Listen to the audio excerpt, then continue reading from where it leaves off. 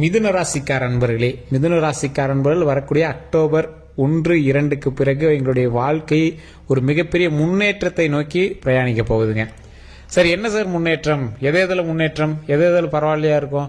நிறைய பேர் தொழில் செஞ்சு காத்துட்டு இருப்பீங்க. அது மட்டும் இல்லாமல் எல்லாருக்கும் ஒரு வகையான கேள்விக்குறியோட வெயிட் பண்ணிட்டு இருப்பீங்க. சார், இந்த விஷயம் நடக்குமா? சார், இது தடையில்லாமல் நடக்குமா?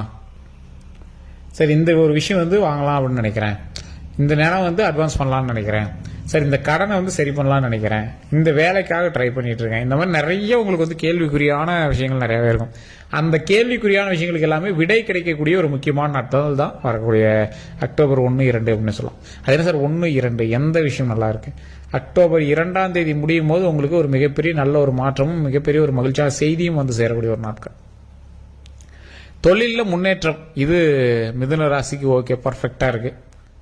மற்றபடி சின்ன சின்ன மாறுதல்களும் சின்ன சின்ன வேறுபாடுகளும் உங்களுடைய வாழ்க்கையில் இருக்கிற வாய்ப்புகள் ரொம்பவே அதிகங்க. நிறைய பேருக்கு தெரியாத ஒரு விஷயம், இதோடு நீங்கள் பார்த்துட்டு இருப்பீங்க இந்த வீடியோவில். சில இடங்களில் பணத்தை கொடுத்து நீங்கள் ஏமாந்த காலகட்டங்கள் கொஞ்சம் அதிகம். ஒரு குடும்பத்தில் இந்த மிதுனராசிக்காரர் இருக்காங்க, இல்லை ஒரு நட்போட்டாரத்தில் ஒரு மிதுனராசிக்காரர் இருக்காங்கன்னா இவங்க கொஞ்சம் ஏமாந்தவங்களாக இருப்பாங்க. கள்ளங்கபடம் இல்லாத ஆளாக இருப்பாங்க. என்ன வேணுமோ செஞ்சு கொடுத்துருவாங்க, யாருக்கு என்ன வேணுமோ செஞ்சு கொடுத்துருவாங்க. அவங்களுக்குன்னு எதுவுமே எதிர்பார்க்காம இருக்கக்கூடிய ஒரு ராசி இந்த மிதுன ராசி. கல்வி சம்பந்தப்பட்டமான விஷயங்கள்ல ஓரளவுக்கு உங்களுக்கு பரவாயில்லையாவே இருக்கும். ஒரு நடுத்தரமான வாழ்க்கை. எப்படி அப்படின்னா, ஒரு நல்ல ஒரு காத்தடிக்குது, ஒரு புயல் காத்தடிக்குது, அந்த இடத்துல நீங்க நின்றுட்டு இருக்கீங்க. கையில சில பொருட்கள் இருக்குது, கையில ஒரு குடும்பத்தையே கையில பிடிச்சிட்டு இருக்கிறீங்க. ஒரு குழந்தைய இருக்காங்க, ஒய்ஃபு ஹஸ்பண்ட் எல்லாம் பக்கத்துல இருக்காங்க. ஒரு வேட்டி கட்டிட்டு இருக்கிறீங்க, அந்த காற்று அடிக்கும் போது அவங்க வேட்டியும் பறக்க ஆரம்பிக்குது, அந்த குழந்தைங்களையும் கையில் பிடிச்சிட்டு இருக்கிறீங்க. ஒரு புயலுக்கு நடுவில் நின்றுட்டு இருக்கிற ஒரு வாழ்க்கை தான் தற்போதைய நிலைமையில மிதுனராசிக்காரர்கள் வாழ்ந்துட்டு இருக்கிற வாழ்க்கை. கொஞ்சம் அதிகமான காத்தடிச்சா மானமும் பறக்கும், குழந்தைங்களையும் கையில் பிடிக்கணும், அவங்களையும் காப்பாற்றணும். என்ன பண்ணுறனே தெரியல சார் அப்படின்னு நின்றுட்டு இருப்பீங்க தற்போதைய காலகட்டத்தில். இது உண்மை அப்படின்னு மறக்காம கமெண்ட் செக்ஷனில் பதிவு விடுங்க. இது என்ன சார் இப்படிலாம் பேசுறீங்க, ஒரு எடுத்துக்காட்டுனா இப்படியா பேசுவீங்க, காத்தடிக்குது வேட்டி பறக்க, இதெல்லாம் நீங்கள் ஒரு எக்ஸாம்பிள் நான் சொல்கிறேங்க. அதாவது அடிக்கக்கூடிய பிரச்சனையில் உங்களோட மான பிரச்சனையும் கலந்துருக்குது, அதே மாதிரி குடும்பத்தை காப்பாற்றணுங்கிற ஒரு முக்கியமான விஷயமும் கலந்துட்டு இருக்குது.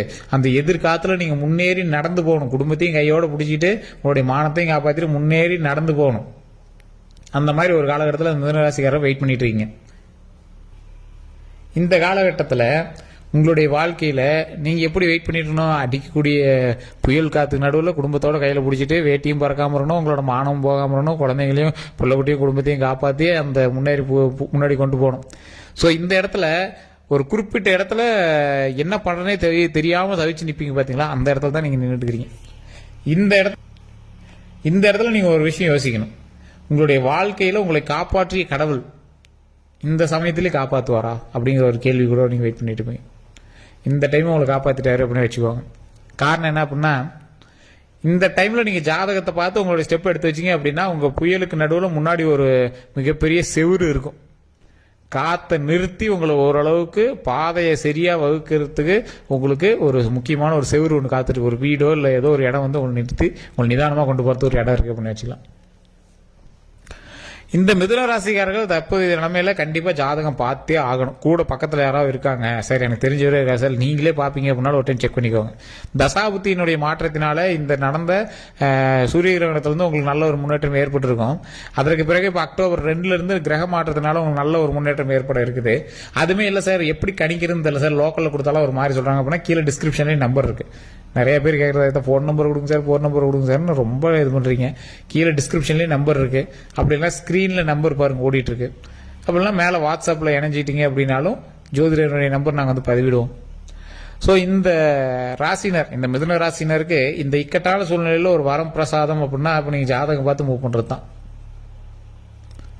நீங்கள் எச்சரிக்கையாக இருக்க வேண்டிய விஷயமும் இருக்குதுங்க.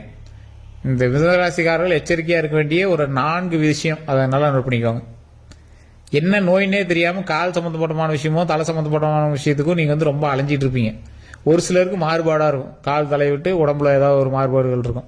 ரொம்ப அப்படியே ஸ்ட்ரெஸ் பண்ணிட்டு நீங்கள் மூவ் பண்ணிட்டு இருப்பீங்க. என்னடா பண்ணுறது அப்படிங்கிற மாதிரி இருப்பீங்க. எல்லா டாக்டர்கிட்டையும் போய் பார்த்துருப்பீங்க. டாக்டரை பொறுத்த வரைக்கும் சார் அதெல்லாம் நல்லா தான் சார் இருக்குது, ஒன்றும் ப்ராப்ளம் இல்லை சார், நீங்கள் பார்த்துக்கிங்க போங்க சார் அப்படிமா. ஆனால் உங்களுக்கு மட்டும் ஒரு குடைச்சலாகவே இருக்கும். சரி, இந்த ஒரு விஷயம் ஒரு குடைச்சலாகவே இருக்குது, என்னன்னே தெரில அப்படிங்கிறீங்க. அவங்கெல்லாம் கொஞ்சம் பொறுமையாக உடல் ரீதியான விஷயங்கள கொஞ்சம் பொறுமையாக டாக்டர் செக் பண்ணிட்டு எந்த ஒரு விஷயத்தையும் ஹேண்டில் பண்ணீங்க அப்படின்னா ரொம்பவே பரவாயில்லையா இருக்கும். தொழிலில் நீங்கள் எதை கை வச்சாலும் ஒரு மாதிரி ரிவர்ஸ் அடிக்கிற மாதிரியே உங்களுக்கு இருக்கும், ஒரு தடை ஏற்படுற மாதிரியே இருக்கும். என்னன்னே தெரில சார் அப்படின்னு இருப்பீங்க. எதை கை வச்சாலும் அங்கே சுற்றுது இங்கே சுற்றுது, ஏதோ ஒரு பக்கம் சுற்றுது, என்னன்னே தெரியல சார் அப்படி இப்படிம்பீங்க. அதெல்லாம் கொஞ்சம் பொறுமையாக ஹேண்டில் பண்ணுங்கள். கொஞ்சம் பொறுமையாக ஹேண்டில் பண்ணீங்க அப்படின்னா ரொம்ப ரொம்ப ரொம்ப ரொம்ப நல்லது. தொழிலை பொறுத்த வரைக்கும் உங்களை வந்து டைவெர்ட் பண்ணுறதுக்கான காலகட்டம். உங்களுக்கு திருஷ்டி அதிகம் சார். மிதுன ராசியால் திருஷ்டி அதிகம். என்ன சார் திருஷ்டி? பெருசாக வாழ்ந்தவனு தான் திருஷ்டி. என்ன திருஷ்டி அப்படின்னு கேட்டிங்கன்னா, உங்களை விட உங்கள் கூட இருக்கிறவங்க கொஞ்சம் கம்மி தான். உங்களுக்கு என்ன நினைக்கலாம், சார் அவன் அப்படிக்கிறான் அப்படி இருக்கான்னு. உங்கள் மேலே பொறாமப்படுற கூட்டம் உங்களை சுற்றி நிறையாவே இருக்கிறாங்க. அதுவும் உங்கள் சொந்தத்திலே இருக்கிறாங்க அப்படின்னு தான் சொல்லணும்.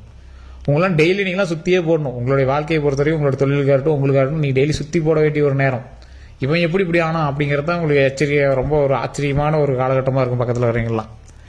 ஸோ உங்களுடைய முன்னேற்றத்தை கண்டு பொறாமைப்படுபவர்களும் உங்களை கண்டு அச்சப்படுபவர்களும் தான் அதிகம்.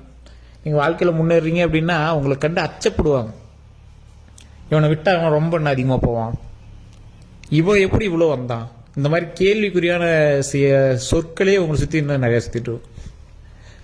இது மட்டும் இல்லாமல் இப்போ ஒரு பேரண்ட்ஸ் இருக்காங்க அப்படின்னா, ஒரு வயசானவங்க இருக்காங்க அப்படின்னா, அவங்களுக்கு 2-3 அண்ணன் தம்பி இருக்காங்க அப்படின்னா உங்களை மட்டும் கொஞ்சம் ஓரவஞ்சனையாக தான் வச்சு பார்ப்பாங்க. நம்ம மிதுன ராசிக்காரர்கள் அப்பையில இருந்தே அப்படி தான். குடும்ப ரீதியான விஷயத்தில் உங்களை மட்டும் கொஞ்சம் ஓரவஞ்சனையாகவே தான் பார்ப்பாங்க. இது எங்கே நீங்கள் போய் செக் பண்ணிங்களாலும் சரி, எல்லா மிதுன ராசிக்காரர்களுக்கும் அப்படி தான் இருக்குது. இது கட்டமே அப்படி தாங்க. ஒரு சிலருக்கு தசாபுத்தி அமைஞ்சு ஓரளவுக்கு நல்ல நட்சத்திரத்தோட ஆரம்பிச்சதுலேருந்து உங்களுக்கு நல்லா இருக்குது அப்படிங்கிறீங்களா ஒரு 100ல் ஒரு 30% பேர் தான் மிதுன ராசிக்காரர்கள். மீதியெல்லாம் சுயம்பு தான். பெற்றவங்களோட சப்போர்ட் ஓரளவுக்கு இருந்தாலும் மீதி எல்லாமே சுயம்பா ஓரளவுக்கு அவங்களாகவே முன்னேறி வந்தவங்க தான். ரொம்ப கஷ்டப்பட்டு தான் வந்திருப்பாங்க. வாழ்க்கையில் மிதுன ராசிக்காரர்கள் மாதிரி கஷ்டப்பட்டு யாருமே இருக்காது. ஆனால் இந்த மிதுன ராசிக்காரர்கள் மாதிரி யாருமே சொல்லாமல் எதுவுமே இருக்க மாட்டாங்க. வாழ்க்கையில் இப்படி தான் சார் வந்தோம் அப்படின்னு வெளியவே சொல்ல மாட்டாங்க. கூட இருந்தவங்களாம் காப்பாற்றிடுவாங்க. கூட இருந்தவங்களாம் கையை பிடிச்சி தூக்கி விட்டுட்டே வந்துட்டே இருப்பாங்க. கண்டுக்கவே மாட்டாங்க. அவன் முன்னேறினத்துக்கு நீங்கள் முக்கியமான காரணமாக இருப்பீங்க. ஆனால் அதை அவனும் மறந்துருப்பான், நீங்களும் பெருசாக கண்டுக்க மாட்டீங்க. மற்ற ராசியாரெல்லாம் இருக்காங்க, சார் அவனை ஏற்றி விட்டு சார் அவனை கண்டுக்கவே இல்லை சார்னு வாய் திறந்தே சொல்லுவாங்க. ஆனால் உங்களுக்கே நல்லா தெரியும், நீங்கள் தூக்கி விட்டவனும் நீங்கள் ஏற்றி விட்டவனும் உங்களால் வளர்க்கப்பட்டவங்களும் இப்போ பெரிய ஆளாக இருப்பாங்க, உங்களுக்கு கண்டுக்க மாட்டாங்க. உங்களோட சகோதர சகோதரிகளே உங்களுக்கு உதாரணம். இப்போ ஒரு குறிப்பிட்ட ஏஜுக்கு மேலே இருக்கீங்க அப்படின்னா உங்களோட சகோதர சகோதரிகளே இந்த மிதுன ராசிக்காரர்களுக்கு மிகப்பெரிய உதாரணம். உங்களெல்லாம் ஒரு லிமிட்லேயே வச்சுருப்பாங்க. சார் ஆமாம் சார் நானே எவ்வளோ சொல்லி பார்த்துட்டேன், தொழில் ரீதியான விஷயத்துலையோ இல்லை மற்றவங்களாம் நான் நிறைய ஹெல்ப் பண்ணியிருக்கேன், படிக்க வச்சதே நான் தான் சார், ஆனால் பெருசாக இன்னும் ஒன்றும் ஹெல்ப் பண்ணல சார் அப்படின்னா நீங்கள் கொஞ்சம் பொறுமையாக ஹேண்டில் பண்ணீங்க அப்படின்னா உங்களுடைய வாழ்க்கையை மட்டுமே பார்த்தீங்க அப்படின்னா போதுமான. சமூக விஷயங்கள் நிறைய ஈடுபடுவீங்க. குடும்பத்துக்கே எவ்வளோ பண்ணுறீங்க, சமூகத்துக்கு 2 நீங்கள் பண்ணிட்டு தான் இருப்பீங்க. ஓகே தான், பண்ணுறது தப்பே கிடையாது. உங்களுக்கு மிஞ்சி அதுக்கு அடுத்தது பார்த்தீங்க அப்படின்னா தப்பே கிடையாது. நீங்கள் மற்றவங்களுக்கு பண்ணுறதுனாலே உங்களோட குடும்பத்தில் உங்களுக்கு தேவையில்லாத சண்டை சச்சரவுகள் இருக்கும். நீங்கள் ஒரு கடை வச்சுட்டு இருப்பீங்க, சொந்தக்காரருக்கு எல்லாத்துக்கும் அள்ளி கொடுத்துருப்பீங்க, நண்பர்கள் வட்டாரத்தில் அள்ளி கொடுத்துருப்பீங்க, தேவையில்லாமல் உங்களோட குடும்பத்தில் சண்டை வரும். இதனால் அந்த குடும்பத்தில் இருக்கிற சண்டை மட்டும் வராமல் நீங்கள் தவிர்த்துட்டீங்க அப்படின்னா ஆட்டோமேட்டிக்காக லைஃப் வந்து அருமையான ஒரு வாழ்க்கையாக அமையும். தொழிலில் கொஞ்சம் ஏற்றத்தாழ்வுகள் இருக்கக்கூடிய ஒரு காலகட்டம் தான். அதுமே உங்களால் கண்ட்ரோல் பண்ணக்கூடிய ஒரு காலகட்டம் தான். என்னதான் இருந்தாலும் இந்த அக்டோபர் 2ஆம் தேதியிலிருந்து டிசம்பருக்கு வரைக்கும் கொஞ்சம் பார்த்து செயல்பட்டீங்க அப்படின்னா மிகப்பெரிய நன்மை உண்டுங்க. சார் இப்போ தான் ஏதோ டேக்ஸ் அதுன்னெல்லாம் குறைச்சிருக்காங்க, அதனால தான் தொழில் கொஞ்சம் லேக் அப்புறமேலாம் பிடிச்சிங்க சார் அப்படின்னு உங்களுக்கே தெரிய ஆரம்பிக்கும். இது உங்களுக்குள்ளேயே ஒரு மைண்ட் செட்டு தான். சார் இது தெரிஞ்சது தான், ஆனால் ஓரளவு கொஞ்சம் பரவாயில்லையா இருக்குது, இன்னும் கொஞ்சம் நல்லா இருந்துச்சுன்னா பரவாயில்ல சார் அப்படிங்கிற மாதிரி இருப்பீங்க. ரொம்ப டவுன்லாம் இருக்க மாட்டீங்க. உங்களை ரொம்பலாம் கீழே இறக்கவே விடாது. உங்களோட ராசியினுடைய அதிபதியே அப்படி தான், உங்களை வந்து ரொம்பலாம் கீழே இறக்க மாட்டார். ஆனாலும் ஒரு சின்ன சின்ன ஏற்றத்தாழ்வுகளை தான் உங்களுக்கு கொடுத்துட்ருப்பார். ஒரு சிலருக்கு 100ல் ஒரு 5% பேருக்கு இது சூப்பரான ஒரு காலகட்டம். அது தசாபுத்தி பொறுத்து தான் கணிக்க முடியும். உங்களுக்கு அந்த தசாபுத்தி இருக்குதா அப்படிங்கிறத பொறுத்து தான் கணிக்க முடியும். எல்லா ராசினருமே லக்குன்னு ஒன்று இருக்குதுங்க. அது எந்த டைமில் எப்படி பண்ணால் அது லக்காக மாறுது அப்படிங்கிறது தசாபுத்தியும் ஜோதிட ரீதியான சில ஆலோசனைகளும் தெரிஞ்சுக்கிட்டா மட்டும்தான் அதை வந்து கண்டுபிடிக்கவே முடியுங்க. ஸோ இந்த மாதிரி விஷயங்கள் நிறைய பேர் தெரிஞ்சுட்டு பண்ணுறாங்க, சில பேர் தெரியாமையே அப்படியே போய் எங்களோட காலகட்டத்தில் மூவ் பண்ணிக்கிறாங்க. மிதுன ராசிக்காரெல்லாம் வாய்ப்பு 100, அதாவது முன்னாடி இருக்கக்கூடிய வாய்ப்புகள் 100, எதுன்னு தேர்ந்தெடுக்க முடியாமல் மனக்குழப்பத்தில் நின்றுட்டுருக்கீங்க. கட்டாயம் நீங்கள் வந்து தனிப்படையான ஜோதிடம் ஒரு டைம் பார்த்துக்கோங்க. அதே மாதிரி நீங்கள் பார்க்குறது மட்டும் இல்லாமல் உங்கள் கூடவே பிரயாணிக்கிறவங்க, உங்களோட ஒய்ஃபாக இருக்கலாம், குழந்தையாக இருக்கலாம், அல்லது உங்களுடைய தொழில் பார்ட்னராக இருக்கலாம், இவங்களுக்கு கண்டிப்பாக வரும். ஏன்னா மிதுன ராசிங்கிறது ஓரளவு கொஞ்சம் ஒற்று ராசி மாதிரி. மற்றவங்களோட ராசி உங்களோட பயணிக்கக்கூடிய ராசிகள் எப்படி இருக்கோ அதற்கு தகுந்தாற் போல தான் உங்களுக்கு செயல்படும். உங்களுக்கு நல்ல நேரமே இருந்தாலும் பக்கத்தில் உங்களுக்கு எப்படி அது மாதிரி தான் கொஞ்சம் செயல்படும்.